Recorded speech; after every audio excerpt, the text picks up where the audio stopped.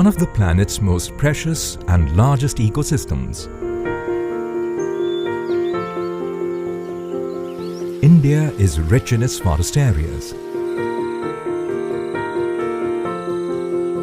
Wood from these forests have been used for thousands of years for tools, transportation, and shelter. But in the past few decades, the use of wood has reduced. Substitutes have mostly replaced wood in our homes and offices. Use of plastic, aluminium, and steel in India have become a reflection of a modern nation. Production of these materials has a very high carbon footprint. Extraction of raw materials for their production has huge negative impacts on the environment and the communities that live in these areas. Yet people prefer these materials over wood. Mindsets have to change. Wood is good.